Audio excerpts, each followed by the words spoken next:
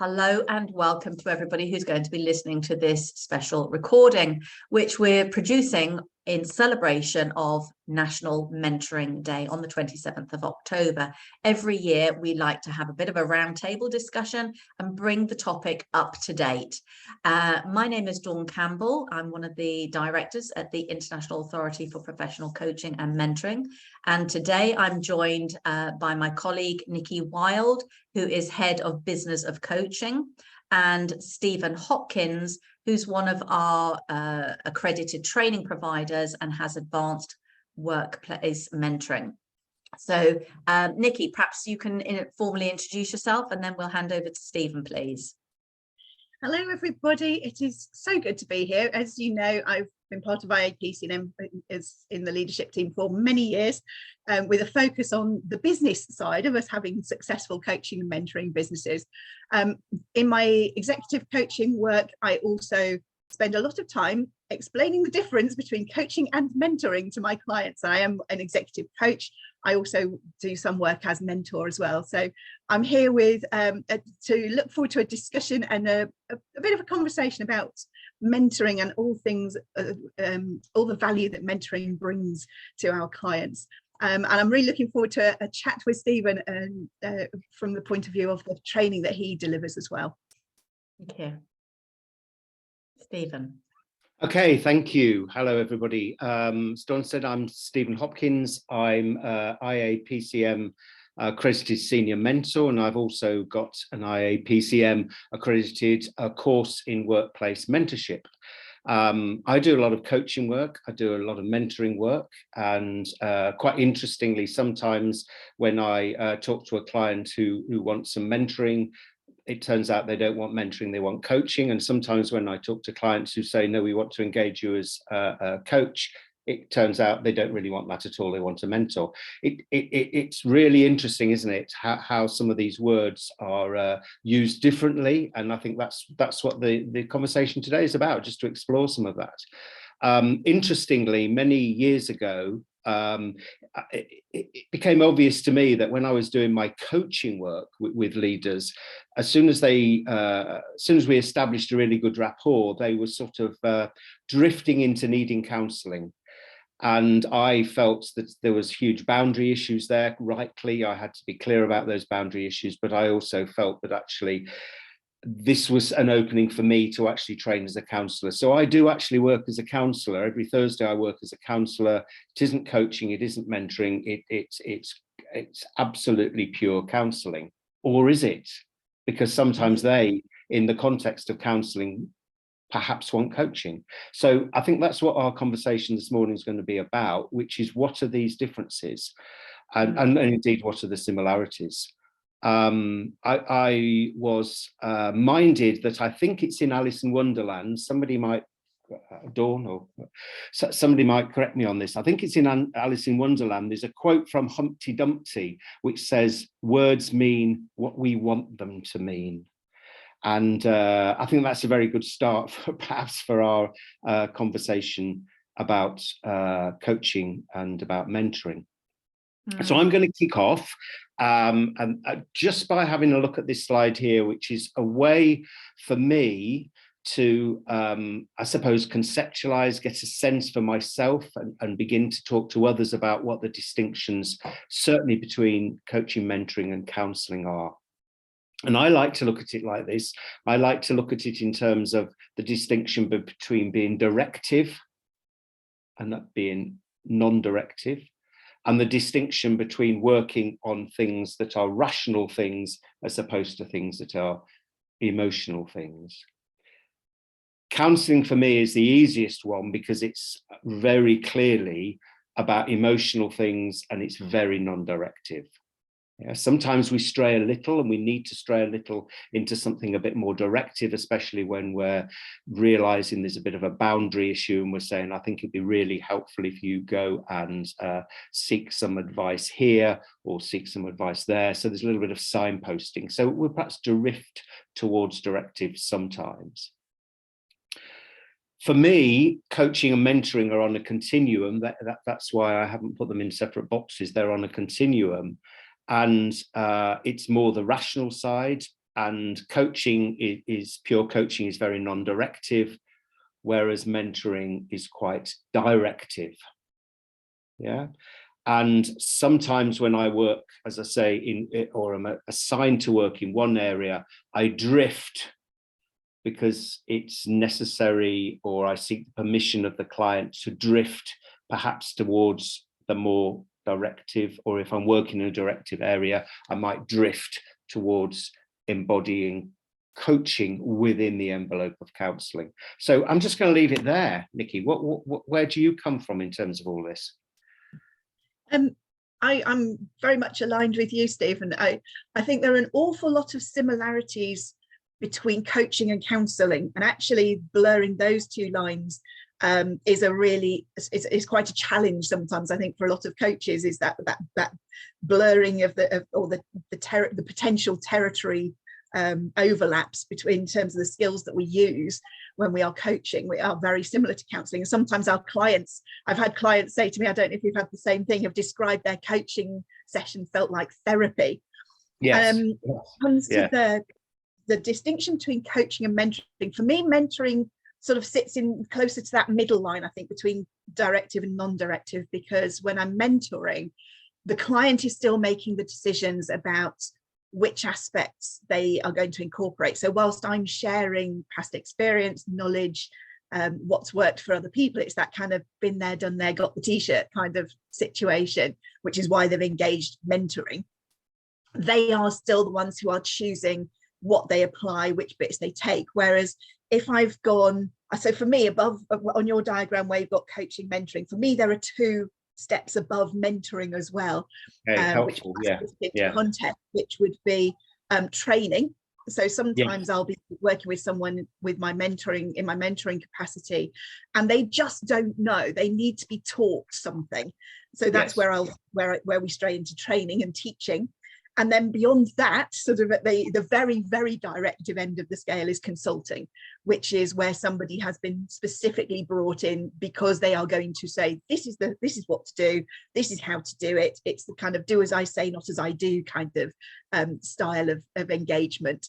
So for me, there's coaching, mentoring, and then training, and then consulting would sit on the top of those. So just to kind of put a bit of extra context around that on the directive scale. For me, the directive scale goes much beyond, and for me, mentoring, as I say, mentoring sits on that middle line between directive and non-directive. And I think that's one of the key distinctions. And certainly when I talk to new coaches and new mentors, one of the things they tell me is really difficult is learning to sit on your hands and keep your mouth shut when you think you can see the solution the client needs. And if a coach really struggles with that, maybe actually they are better suited to mentoring than coaching.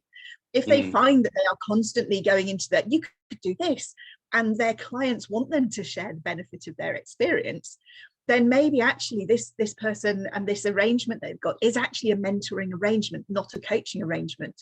And I think if we can equip our clients, our coaches, our mentors with that clarity of distinction between when am I coaching, when am I mentoring, and what value am I giving as a mentor, maybe we can have even more valuable engagements with our clients. Indeed, indeed. And I think the when I do work, say with an organization, and they might say, I want some coaching on exploration, I can think of a recent one that they didn't want coaching, they wanted leadership mentoring. And that's quite an interesting one, because we can have the conceptions we have, and thankfully I think all three of us are aligned here, because it's the IAPC&M sort of conceptions of these things, but people out in the world don't necessarily align with us, do they? I mean, I can't quote the book, but I have read something recently, or started to read, and I put it aside because it was just not working for me, where they had it totally the other way around. Coaching was directive and mentoring was undirect. It's unhelpful, really. it's unhelpful. I think our biggest challenge there is sports coaching, because most people's first awareness of a coach is a sports coach. And of course, in sports coaching world, they are mentoring. They are telling people how to correct their skills in order to be more effective. Now, that is definitely not what we would describe as pure coaching. That's definitely what we would put in the mentoring box.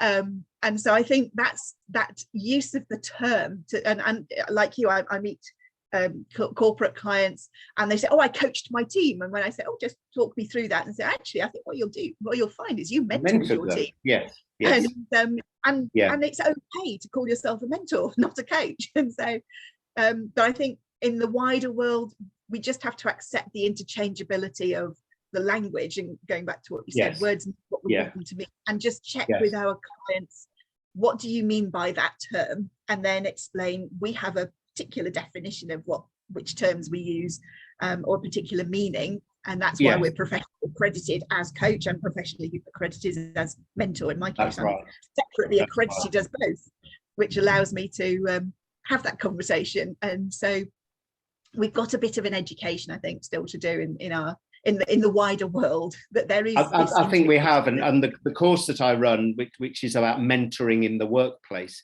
begins in the place where we're exploring now, to get all these conceptions. I don't categorize them as conceptions and misconceptions, because I call let's put all the different conceptions on the table, let's put all the language use, let's do all of that, and then let's agree to one particular framing of this for the purposes of this course. Otherwise, we're all over the place in terms of building people's meanings and understandings, aren't we? That point you made, Dawn, about coaching drifting to emotion is perhaps that. Because I use this slide as well and sort of say, you know, in terms of mentoring, do we mentor, is drifting over to the emotional side part of what you understand to be mentoring, if you're providing guidance around that? And I'm not saying if there are answers there, but there are things to explore there. And I think the other one that sometimes I use is that one, which is actually, is it, in some people's construction, the mentor is the person who's assigned the role, and they could work in any of those areas. So coaching is either directive or non-directive. Counselling is still sort of there, but the whole lot can be incorporated in some people's worlds as I've been given the role to be this person's mentor, so I can actually work where the clients, or where my work colleague needs wants me to work. So I just think it's a really interesting thing to explore, isn't it? Dawn, have you got a take on all of this? Well, I have a lot of contact with new practitioners, and one of the things that comes up frequently is that they're very worried about the therapy emotional aspect of having a coaching session. Where is the boundaries? And what I was thinking when you guys were talking is, how do we ensure that we're talking the same language? What is some of the best ways that you could recommend, particularly for new practitioners, so that they don't feel that they are drifting into counselling or therapy or mentoring when they are not skilled, trained, or accredited in those areas? One of the very practical things that I use with new practitioners is to get them to listen to the way the conversation is going. And if the conversation is staying future focused, so the client is talking about what they want to achieve, what they're going to be accomplishing, and how are they looking for assistance that are going to help them to achieve things, that tends to help them to stay in that mentoring space. Whereas if the client and the conversation starts looking backwards into the things that have gone wrong and the problems and the baggage and all of the sort of stuff that they're carrying around, that's when, if we're having a past conversation, that's when it starts straying into the therapy space, into the counselling, looking at the sort of underlying reasons. And so one of the really simple things that I give brand new practitioners is just keep an eye on where is the focus of the conversation. And if you notice your client starts looking backwards, turn it back into looking forwards, And if they have got something to address, if it brings up something to address, then just pause the session and have a conversation about what does the client need in order to deal with that thing that they're looking backwards at, before they can be in a space where they can look forwards again. That's a really good quick tip, just to remember: forward thinking or back thinking. Pleasure motivation, pain motivation, away from, forward. What would you add to that, Stephen? I would add that I'm absolutely aligned with that. For me, coaching and mentoring is always forward focused, until you get to the point where you're looking at what blocks and barriers there might be in the way of actually moving forward. And sometimes when you get to that space of a little bit of examination of that, there are all sorts of blocks and barriers externally, but the most important blocks and barriers, of course, are the internal ones. And just sometimes then there gets revealed some stuff that is probably where the boundary needs to be drawn in terms of well, this is an area, this is a counselling area, so I think it's identifying. I think sometimes there is backward facing considerations in counsel, in coaching, and in coaching certainly, where it's about blocks and barriers and where did they come from and how are we going to deal with that. But I think that's the point in which to be alert as a coach to there might just be a place here where we need to put a sort of professional boundary around that and say, okay, well, that's something that I don't feel particularly equipped to work with you on. That's something you could work on, whatever. But there are these other things that we can work on that are going to, potentially, if removed, will help move things forward. So I feel that's where it's going to come almost, and that's where it came for me in my coaching work, when I realized I was getting out of my depth and I wanted to train as a counsellor. Because some of the most fun for some of the senior leaders I was dealing with, some of the most fundamental barriers were barriers of their own making, which were really quite deep and really quite entrenched and beyond what I was able to feel competent to work with. And also, it's a sort of almost like a tribute to the relationship that they felt they got to that point and needed then to move forward on that. And I was sort of like, this is a point where we need to signpost you really for some other support. And then I thought, well, actually, I'm going to learn to give that other support, because it's happening too often. Actually, it's happening too often. And that raises another question that new practitioners especially find it very difficult to: how do I actually refer you to somebody else? Because nobody wants to say, oh, I think you need a therapist. No. But I mean, if I was with a client and I felt that we were crossing some boundaries and they needed more help than I could give them, I might be asking something around the lines of, who else in your professional support team could help you with this, rather than me telling them they need a therapist. How would you recommend that they deal with that question that comes up in their intuition? I completely agree, and I'm completely aligned with Stephen about the barriers and hurdles is very often where it comes up, particularly if you've got a client who has gone away to take some action and they come back and haven't done it. If that's happened 2 or 3 times, quite often there is something that's lurking there that needs some attention. And exactly the same as Dawn, I'm not there to diagnose them, I'm there to ask questions. So it would be, I would ask the same question: who else in your support network might assist with that?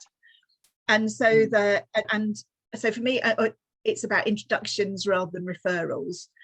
And if they are looking for a sort of a way of introducing it, it is just sometimes it's just an observation. I've noticed this has been a repeated theme that keeps coming up, so I might bring up that I've noticed this and ask them a question around what have they noticed. But it is very much, again, we're not in the therapy space, we're not there to diagnose client, the coachee or the mentee, we are there to ask questions. If we are coaches and mentors, our primary role is to ask a question. So my default is, if in doubt, ask a question.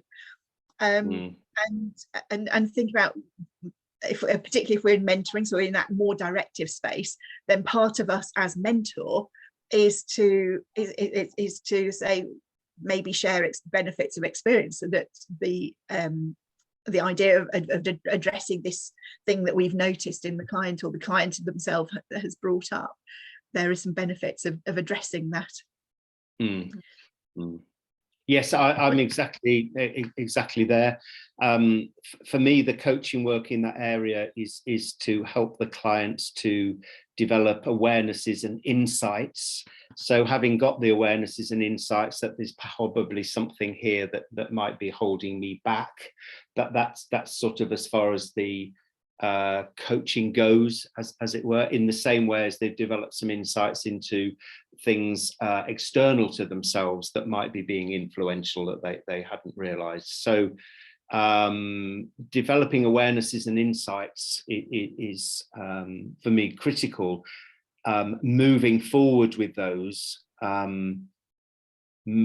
possibly goes beyond the scope of the coaching work. And when I say possibly goes beyond the scope of the coaching work, I think and that's what I did before I trained as a counsellor, is go back to contracting all the time. What am I contracted to do here?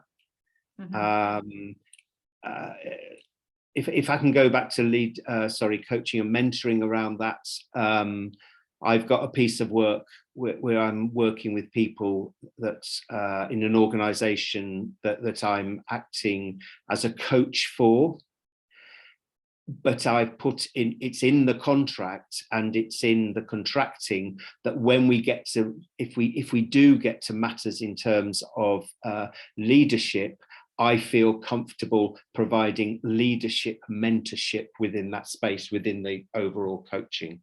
But because it's beyond, it's not in my, what shall I say, not in my sector, it's totally out of my experience sector, I can't provide them with mentoring generically, but specifically around leadership I can. Yeah, so it's actually spelt out that this is non-directive coaching work, but within that there could be some more directive mentorship work around leadership development. So and I guess if we got into a situation where there was going to be a need to do some counselling, that would be a revisiting that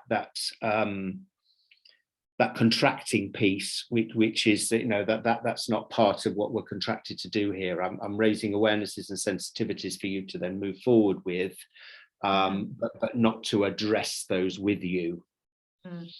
And you're absolutely right. The contracting stage is key. It's the foundation of any good relationship, managing expectations and boundaries. But actually, during a session, how important do you think it is that the practitioner is able to say to the client, you know, so I'm going to take off my coaching hat right now, and we're going to go into mentoring, or we're going to go somewhere else, rather than just doing it? What are your thoughts around that? I think it's a sign of a skilled practitioner to be able to kind of, in my world, we've kind of got three tracks running during a session. We've got the fully present part of us that is totally engaged with the client. We've got the part of us that's kind of keeping an eye on all the admin, the timing, the note taking, all of that sort of thing. And then there's a third part of us that's kind of sitting, acting as our own observer, noticing where the conversation is going, what's going on with the clients. And that's where our accredited professionals are displaying their ability to have these multiple layers going on concurrently. And for our new practitioners, those are the skills they are developing.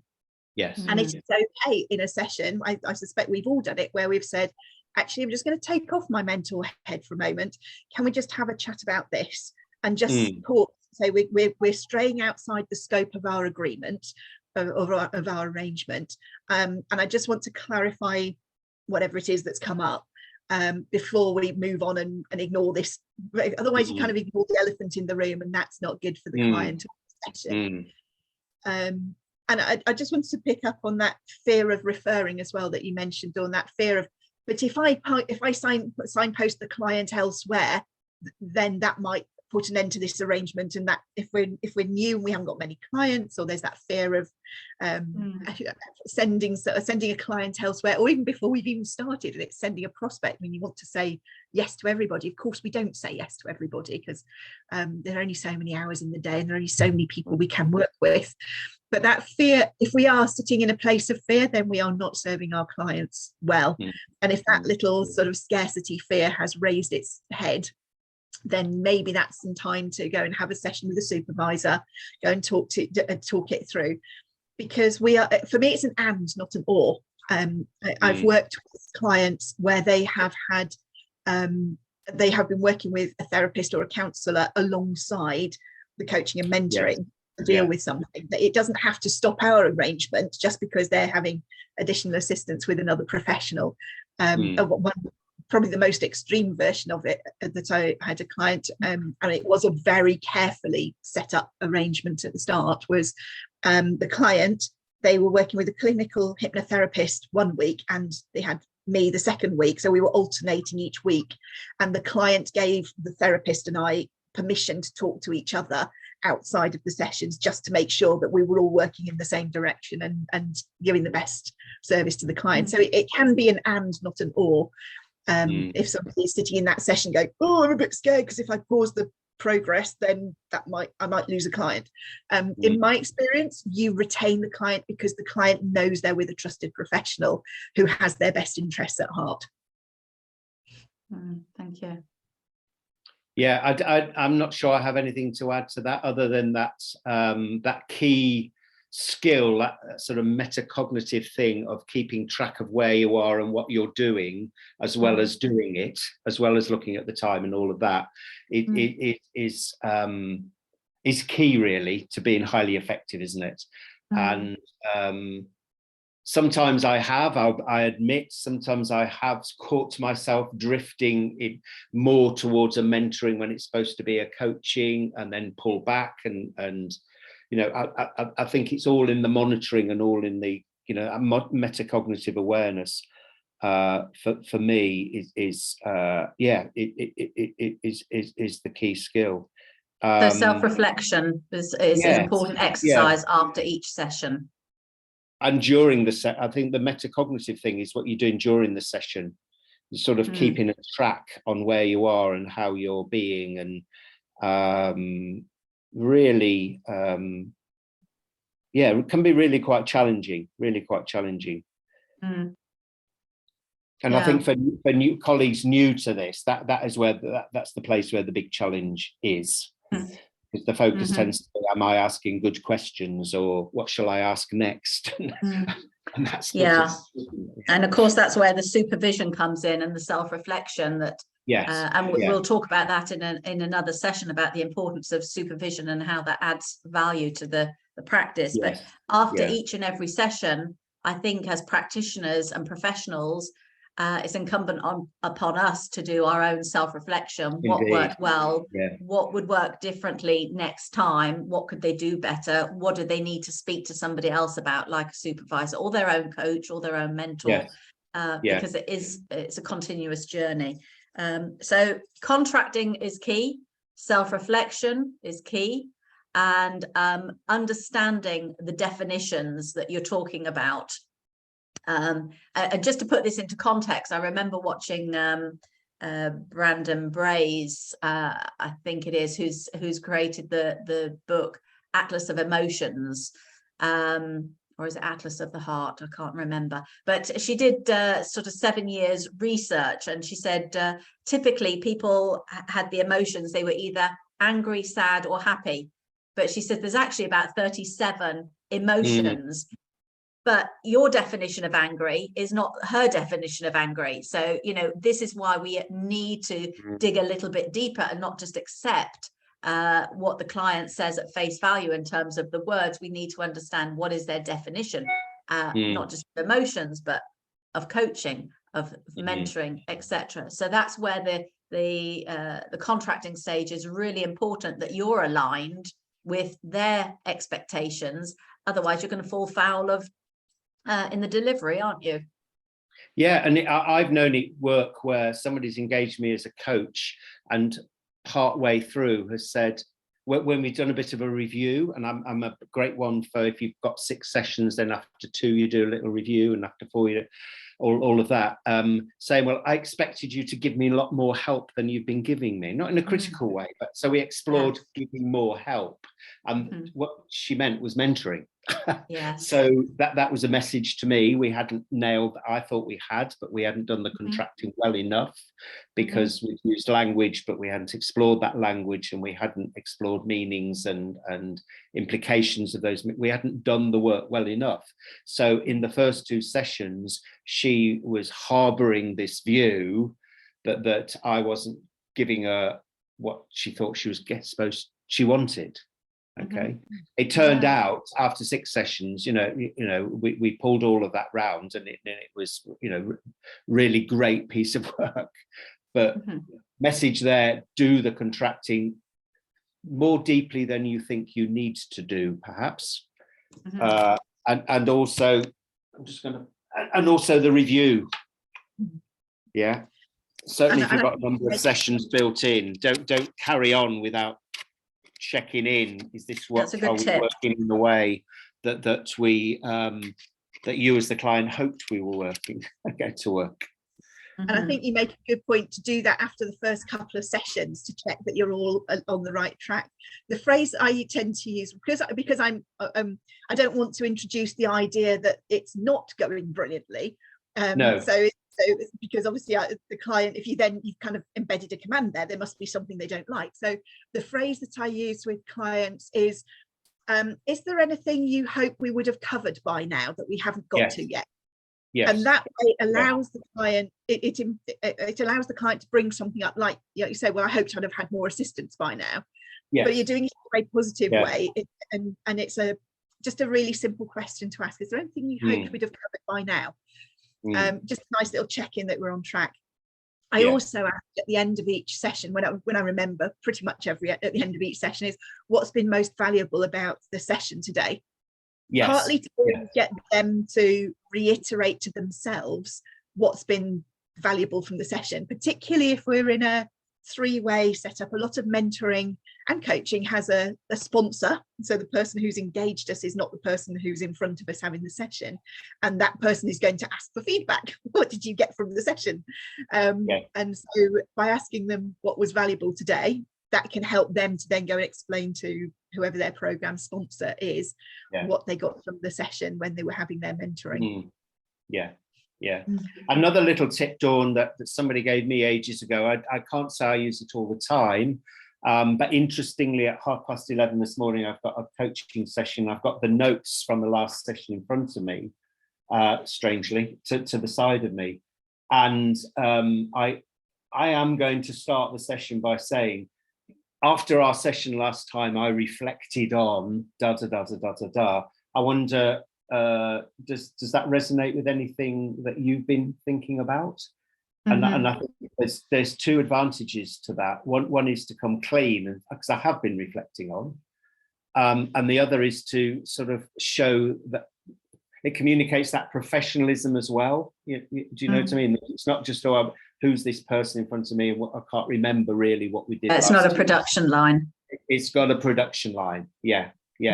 And I introduced to this client that I'm talking to at 11:30 the notion of scaling, to think about where they are in relation to a scale of 1 to 10, where they need to be, And I put a little note for myself. I haven't talked to her for 4 weeks, but I put a little note to myself, which was, I'm wondering if that was 1 step too far at the moment for her. So I'm going to open that.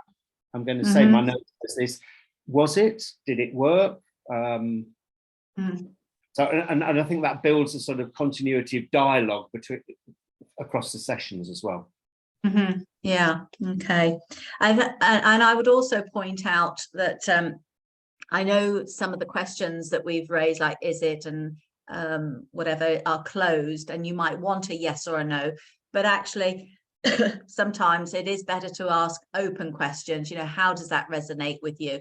just so that we don't get a yes or a no, because it makes them. So I just want to point that out. That obviously in particularly coaching language, we want to use open questions so we keep the conversation going, make the client do the work rather than just saying yes or no, which obviously puts a great deal of stress back on us because we've got to come up with the next question with no material to work with.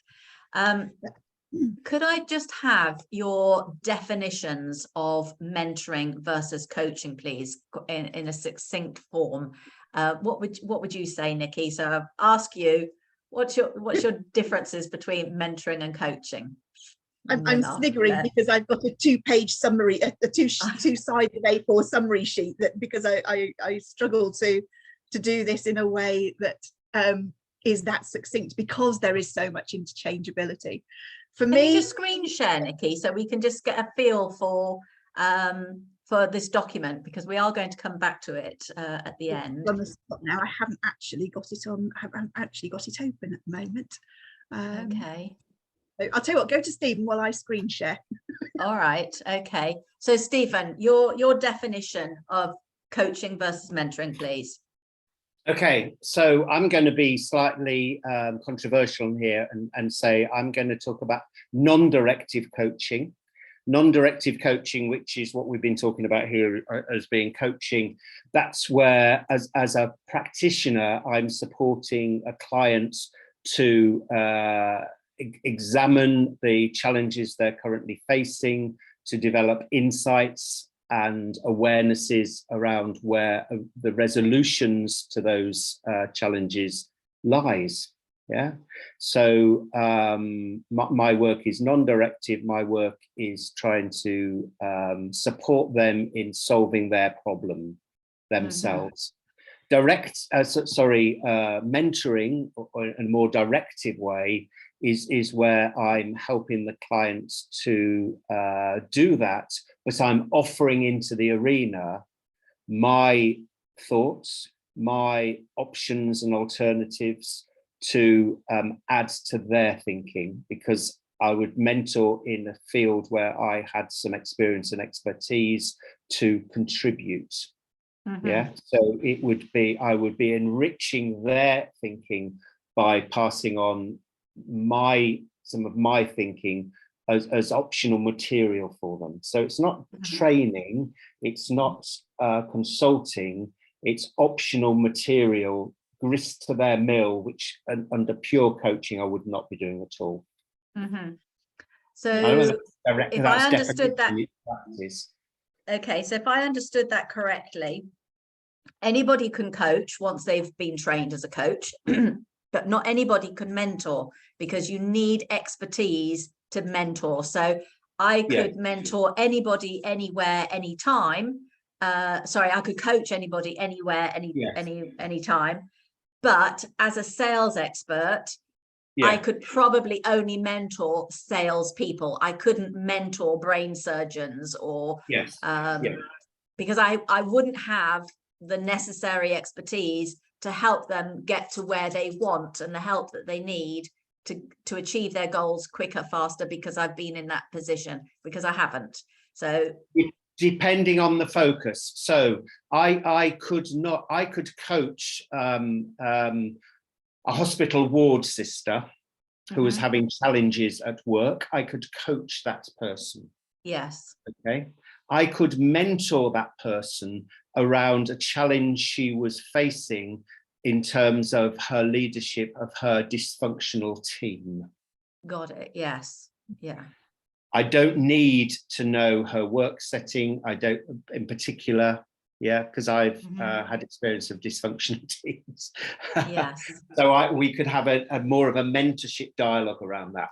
Other stuff she needed other challenges she'd got in relation to her work as a ward sister, I could coach, but I've never been a ward sister. I've never worked for a hospital.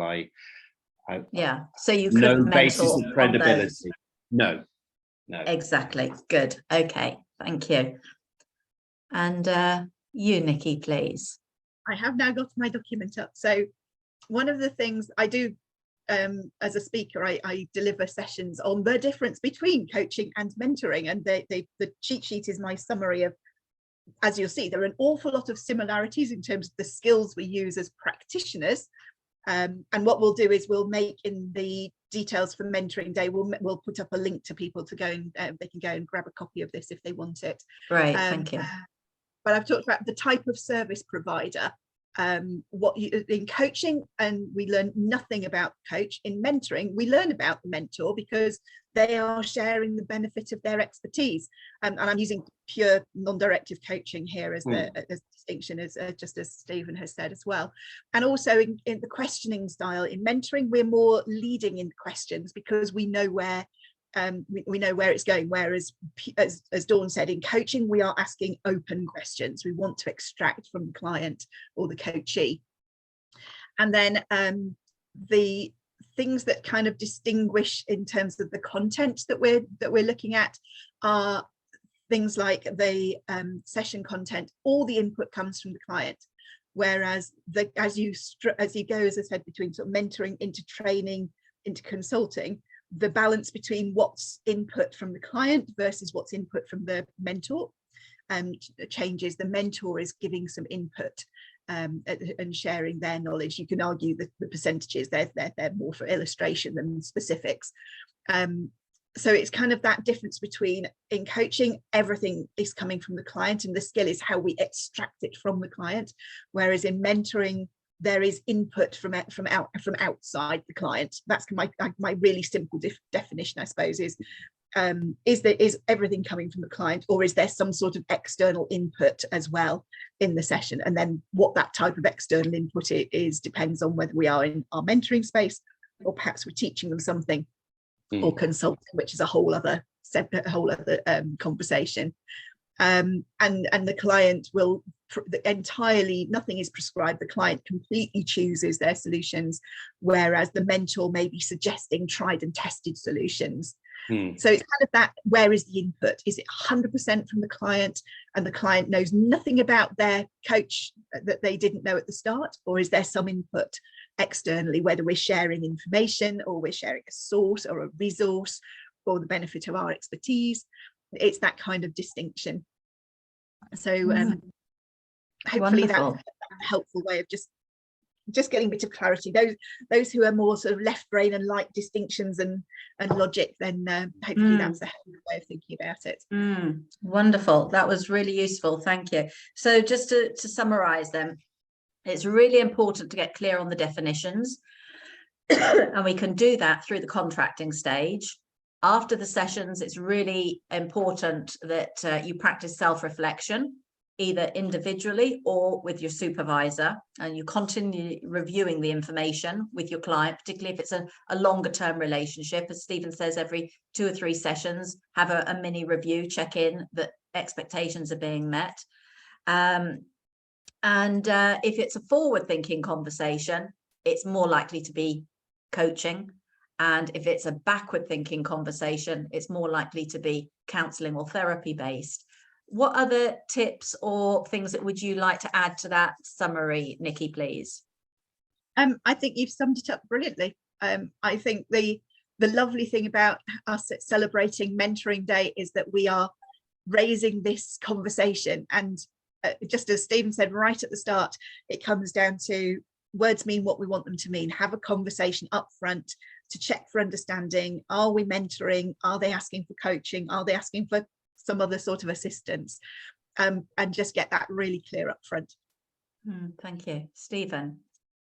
Yeah, start with the clients. The client has come for some support and help. They're not too worried about the fine conceptual distinctions between counselling and coaching and mentoring and training. We are, because that defines the areas where we can most legitimately help them, but they come wanting help. And once we've established what they want help with, we can then have those contracting conversations with how we can best help. And we've got those models and distinctions, and what the diagram I showed, the paper that Nikki showed, we have that in order to orientate around in terms of how we can best help them. But start with the clients would be my end piece, really, end note. Okay, thank you very much. Well, for anybody listening who would like to add mentoring to their skill set as a profession, you'll be pleased to know that Stephen is running his course again for us, 24th of January.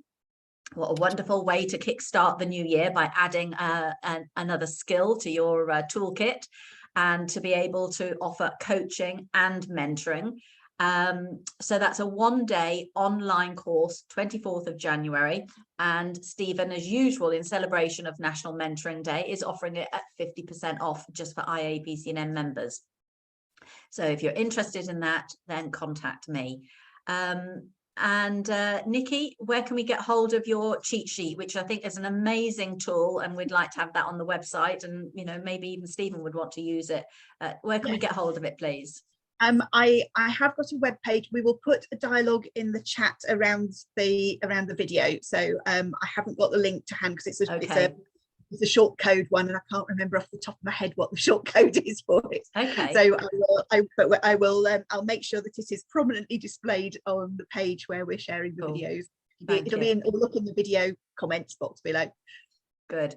And I think it's really important that people who are offering professional services get really clear about these definitions. So use that cheat sheet and become professionally trained with Stephen if you want to add mentoring to your skill set. And then you don't need to worry about the fact that you've drifted from coaching to mentoring. You can put this in your contract and you can explain it during the actual sessions, because increasingly mentoring is becoming popular with clients. And I think that's it, really. We've kind of run out of time, but thank you very, very much for this 40 minutes. Very valuable. Really appreciate the update, because, it's evolving all the time. And next time we'll add supervision to the conversation, I'm sure. So thank you very much, Nikki. And thank you, Stephen. Enjoy the rest of your day. Thank you. Thank you.